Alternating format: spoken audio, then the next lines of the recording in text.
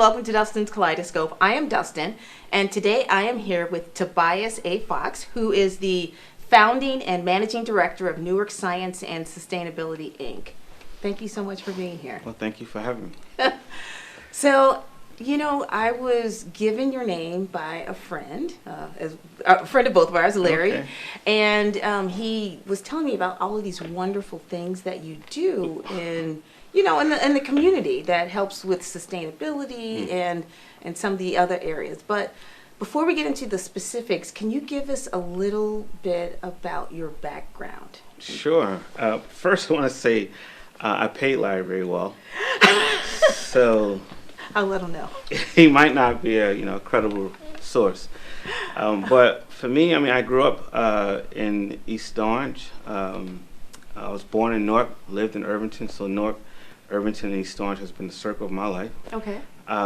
My parents had 4 boys. I'm the second oldest. But when I was about 5 years old, they went to a violent breakup.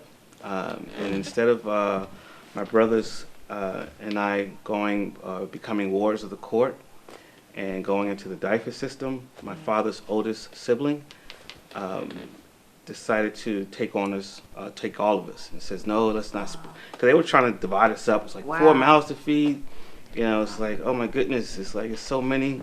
And my father had 7 other siblings, and so they were like, well, we'll take one. But his older sister said, no, don't split them up.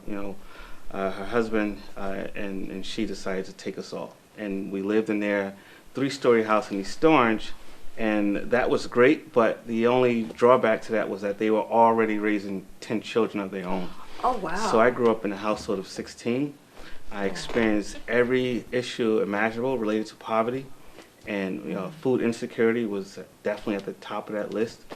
And my educational background consists of creative writing, filmmaking, book publishing. I'm also a photographer as well. So that's a little bit about me in a snapshot. That's very interesting. And so how did you make the transition? How did you decide upon filmmaking and given your background? Right. Was there something about your background that? So that's a good question. So first of all, I grew up. So my family were mostly laborers, Okay. But in addition to that, they were also artists, painters, self-taught, painters, musicians, and singers, and so forth. And so there was some very traumatic experiences that I went through, which was being reunited. My brothers and I were reunited with our mother, and just 1 year after being reconnected with her, I was 16 at the time. She had an asthma attack, which took her life. Right, and so that was a short-lived reunion. And then a year later, after that, my younger brother, I was 17, he was 16. He went into the hospital for a tonsillectomy. He wasn't properly watched. Choked off his own blood, slipped into a coma. And so it was back to back, And then our father, he became a full-fledged alcoholic. He was drinking a lot, and it became a very serious illness, to the point where the doctors warned him, if you continue to do this, because he started having seizures, you're going to just completely lose your mind, and that's what happened. Right? And so all dealing with all that trauma, I needed an outlet, and the arts was available for me, because the family that I grew up with, they were all grounded in the arts. And so my aunt, who helped raise my brothers and I, one day she gave me some scribble on a piece of paper and asked me if I could create a poem out of it. And I just accepted that challenge, because I had a lot of anger inside of me. Mm-hmm. And so she was trying to figure a way to help me channel that anger, and I just started writing, and I just couldn't stop. And so that's what led me into filmmaking, creative writing, and book publishing. And I'm assuming that a lot of what you were writing and filming pertained to your family or pertained to your experiences, or was it completely the opposite and you a little bit of both, So it was, a lot of, drama based on real life experiences, and then it evolved to, working for New York Times best-selling authors, and being sought after to work with people for their memoirs, and it just evolved, and so it ranged. It depends, the mood I was in, And how did those experiences lend themselves to get you to what you're doing today, or was there something in between? Well, that's a good question, and I think about that a lot, because it was in actually 2011, 10 years after being deeply involved in book publishing. Okay. And I pretty much crashed and burnt out, from it. I just taken on too many hats I was wearing, and juggling too many different things as a acquisitions editor, a copy editor, ghostwriter, and it was so money driven.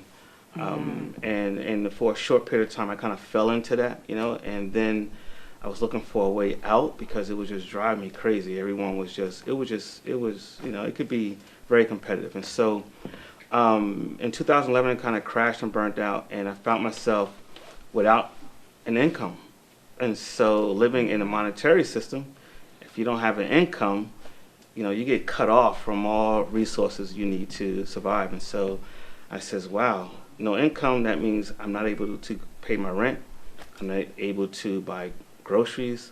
And so I found myself living on my cousin's couch, collecting food stamps, or EBT, as a means to feed myself, and trying to figure out, where do I go from here? And then it was in October of 2011 when someone informed me that a group of people marched on Wall Street demanding economic justice. Now, I interpret that as they're giving out some handouts, some checks. This is Wall Street. Okay. And so I said, I need to get over there and make sure, I get, a piece of that action. And so I scraped up some change, caught the PATH train to World Trade Center. I walked a few blocks down to Zuccotti Park and became indoctrinated into the Wall Street movement, Occupy Wall Street movement. And so it was the first time ever seeing kind of a protest on that level. Okay. I thought activism and rallies and protests, I thought it was a thing in the past. But it was in that space when I became more familiar with farming, farmers, renewable energy technicians. It was like a meeting ground for people from all walks of life. And I became inspired by it. So you went there with the intention of you thought receiving something, right? And you did, but it wasn't exactly what you thought you were going to receive. Well, this is true. So when you were there, because I remember that time, and so was it a period of like weeks that you were like you were understanding what was going on, or what? So I got there in October, early October. And I would make it my business to find a way to get there and back every day. Okay. Because I was just in awe. It was an epiphany for me. It was like I've never ever. I mean, they had a drum circle going on. They had a people's library. They didn't ask you for your identification. They said just take the book on an honor system. Like, if you're not reading it, can you bring it back so somebody else can read it? Right. They had a medic station. They had all of these different, what I call social systems needed for a human society to exist. They even had a people's kitchen. And they wasn't giving out, charity food, and so this wasn't like, some, pieces of meat between two slices of bread. They were like, if you're vegan and vegetarian on this side of the kitchen, or others on that side of the kitchen, they were cooking hot meals for people. And so, and then one day, I was watching and observing different people, it was just a handful of people, and they had these posters, and they would walk around, and they would have a title, and then underneath the title, they would have working group. I had no idea what that meant or what that was. And so I remember I followed this group from Zuccotti Park to a street near or on Wall Street, I can't remember, but it was in a public setting. And then it was just groups of people working in working groups. And so these people they respected the symbolism of occupying public space. But they were more interested in coming together, in a small or mid-sized or large group, but they wanted to, strategically organize around issues and grievances, And so I kind of gravitated to that form of organizing, So I would just sit in different groups and absorb and just watch, listen. I would be quiet. I would just learn. They didn't realize that I was just like, this is, for me, it was amazing to see and be a part of, And so, that was my experience. And so then the next month, in November, as I'm catching, it was November, I think 13th to be exact, I was catching the PAV train into New York for a rally that was being organized for organizers of Occupy Wall Street. And a young lady was on the train with me, and she was also going to this rally as well. How'd you know she was going? We started talking. Okay. We were once classmates at Essex County College. Got it, okay. And she says, "Hey, Tobias," and then we didn't know that each other was already engaged and informed about Occupy Wall Street. But we started talking, and then she started telling me about a group of people that will start Occupy Newark on November 15th. And I said, "Really?" In 2 days, basically. Yes, I said, "Really?" And all I'm thinking about, like, how economical would that be for me to ride my pedal bike downtown Newark instead of constantly trying to figure out how I'm going to get to New York City, because I didn't have a job, Right. And so on November 15th, I rode my pedal bike down to the General Assembly meeting at Military Park, and introduced myself and started participating and emerged as a lead organizer for Occupy Newark. Wow. And it was really my my background as a publisher, and having a strong writing background that allowed me to become a lead organizer. Wow, that's so amazing. So how did you, we only have a minute left, so you may be able to answer this on the other side, but if you could start, just how did you say, "Hey, I want to be a leader"? Because you'd already, No. wasn't that easy? No. So it's just like, it's like, whoever wants to, take the bullet, you're like in a line of people. Got it. And they say, whoever's brave enough to come and take the bullet for the group, step forward, and everyone step back, and you didn't hear the question. Right. And so, so I just started writing, whether it be proposals, soliciting for donations for the group, helping to organize certain rallies, and so people started putting me in that spotlight. Got it. Wow, how did you get $10,000? Oh, Tobias wrote the proposal. Oh, who helped put this event together? Oh, Tobias, and then so they would go to city hall and city council meetings and say my name, and it would just constantly putting me in the spotlight, and I didn't know it, to the point where as though as they were dissolving the whole Occupy movement, I wanted to keep that going, and so because I was still like fired up from it. And so I decided to start a working group of my own, which was Occupy Newark Science and Sustainability. Okay. And it was about me and 9 other green enthusiasts just wanting to do some green stuff. And so we would organize trips to an organic farm. We would organize a solar technology demonstration and workshop. And then a friend of mine, Alex Markelitis, who was a life science teacher in Newark at the time, at a middle school, and I met him at this green drinks event that this woman would put together. I can't think of her name at the moment, but it was him who informed me that the city of Newark has an adopt a lot program where you can adopt a vacant lot for $1 with the purpose of transforming it into some type of community green space. Wow. So I'm gonna have you talk about that specific program right after we come back. We've run out of time for this segment, but I'm going to have you explain it. This is Dustin Dumas, and this is Dustin's Kaleidoscope, and we will be back in one moment.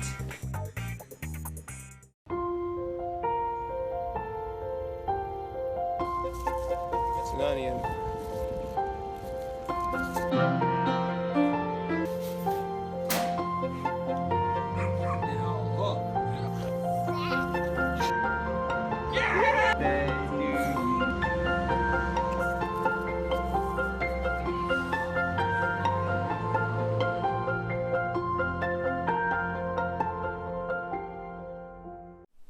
and welcome back to Dustin's Kaleidoscope. I am Dustin, and I am here with Tobias A. Fox.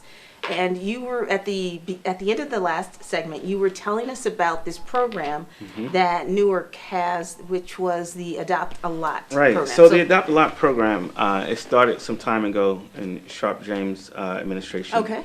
And it was not intended to support urban agriculture. It was to deter illegal dumping.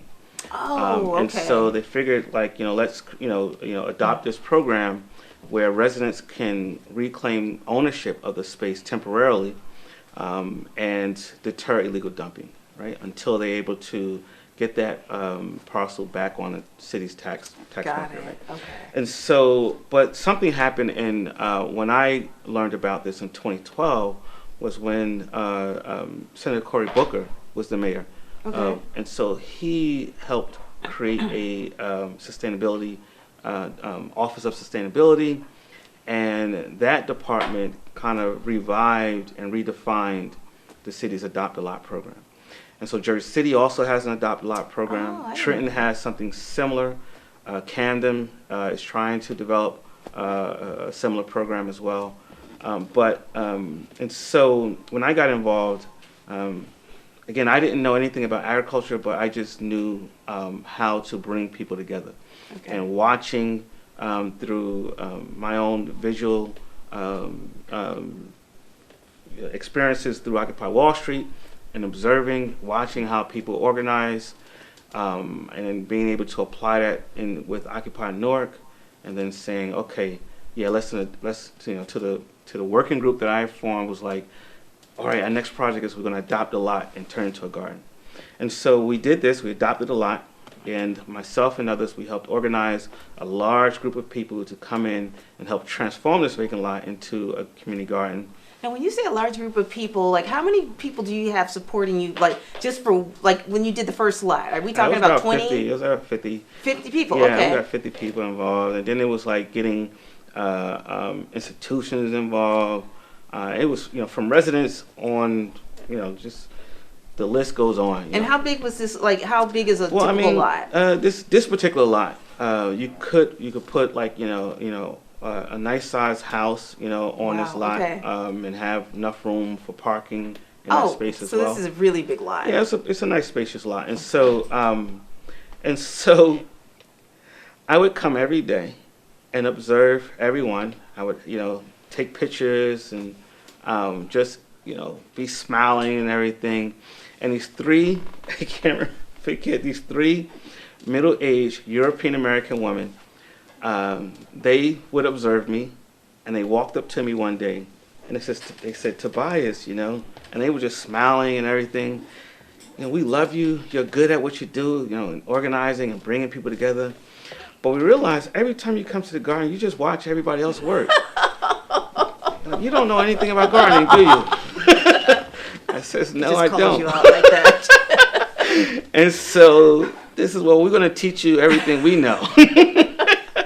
And so they became my mentors, my teachers, and I coupled that knowledge with, started watching YouTube videos, and then I got into Rutgers Master Gardeners program, and then got hired, as an employee for Essex County 4-H.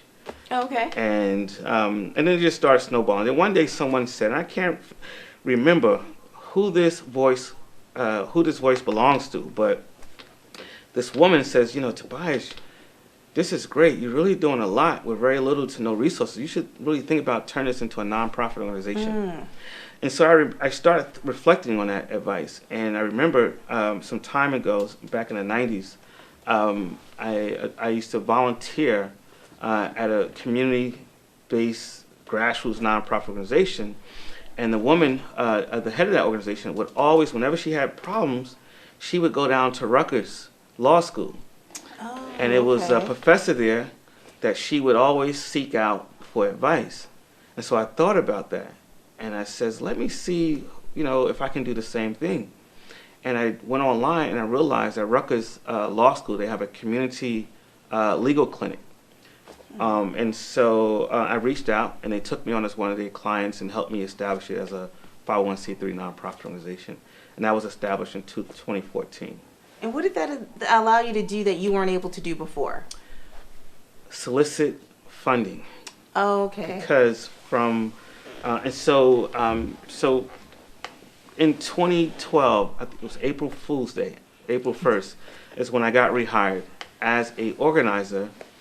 Because of my organizing with Occupy Newark, someone suggested that I apply for a job that was open, that had opened up. They were looking for, this nonprofit organization was looking for an organizer in the healthcare sector. And I was like, well, I don't know anything about healthcare. They're like, they'll teach you that, but they can't teach you how to organize. You already know how to do that. And so I got hired on April 1st, 2012 as a healthcare organizer. Oh, okay. Where I would organize residents throughout Newark around their healthcare disparities.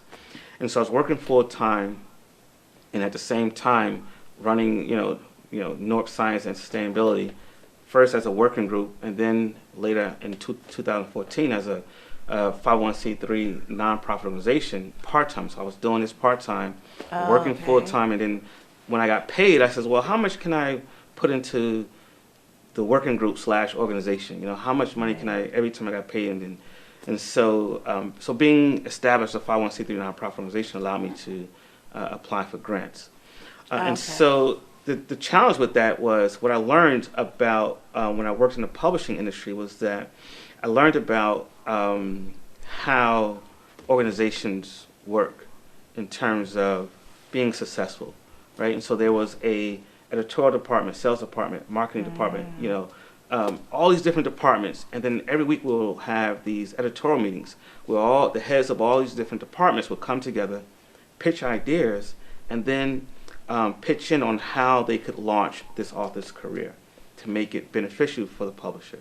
Okay. However, in the world that I entered, in this nonprofit grassroots world of agriculture, it was like, oh, you're the farmer, so the farmer not only grow the food, but the farmer also develops a website, solicit, do social, outreach on social media, right, engage with the community, and that's just a recipe for failure. It's just disastrous.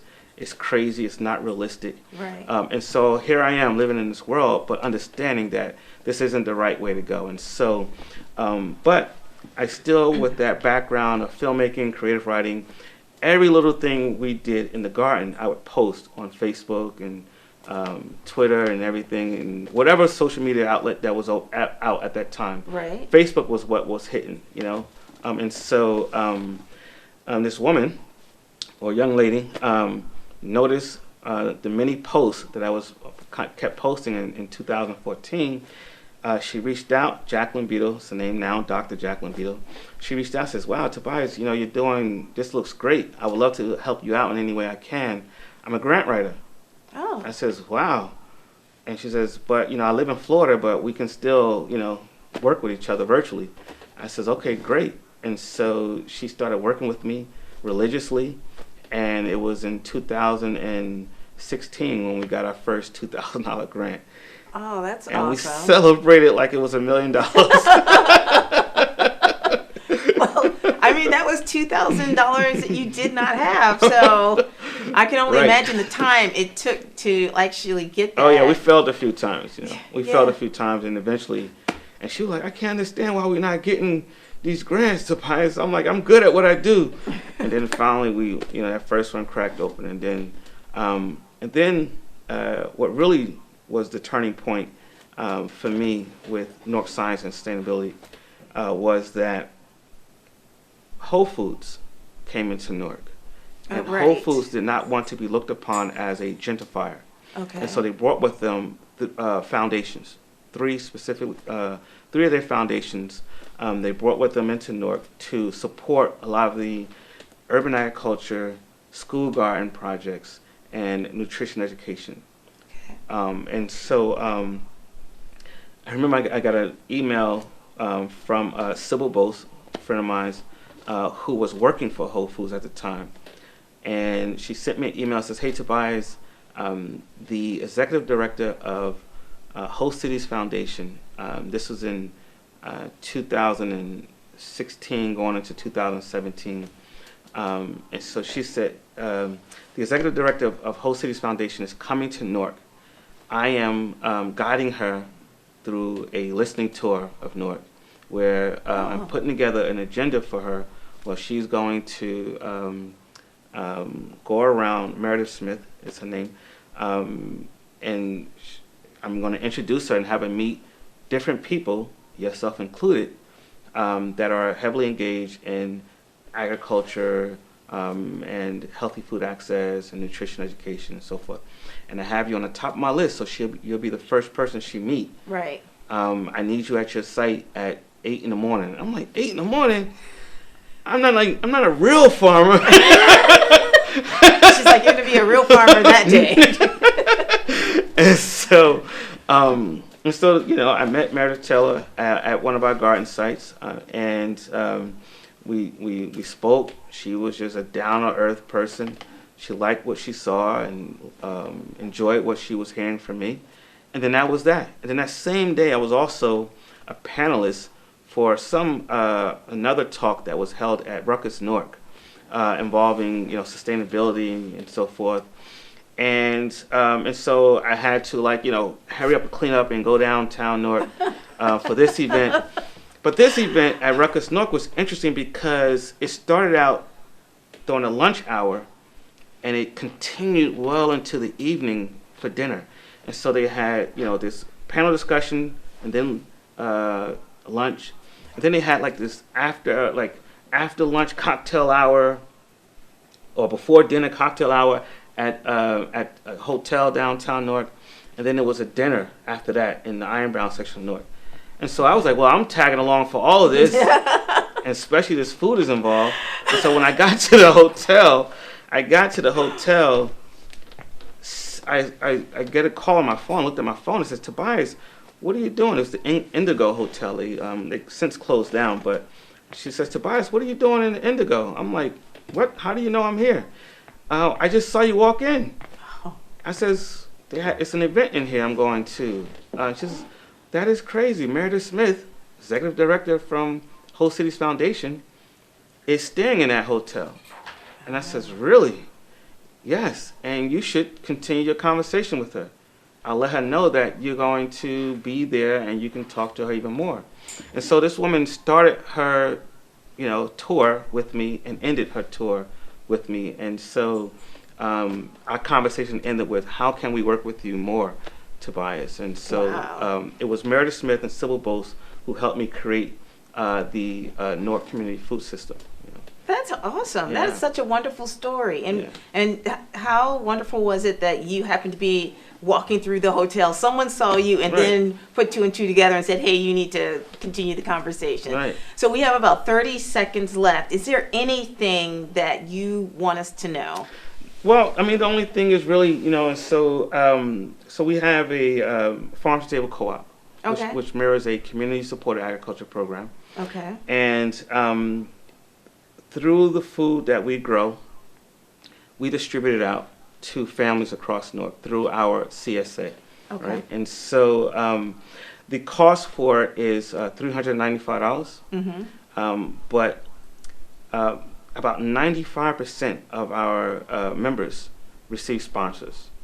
And so we create this initiative because we realize that even in low-income communities, paying $395 could be a challenge. Right. And so we create this initiative called Sponsor a Family, where people can purchase a membership and then donate it to a family in need. Yeah. So give me the website where people can find out more about you. Oh, absolutely. So it's sasglocal.com. sasglocal.com. Tobias, thank you so much for being here. It was a pleasure talking to you, meeting you, discussing your efforts. So You're thank welcome. you so much. Thank you. This is Dustin from Dustin's Kaleidoscope, and we will see you next time. Bye.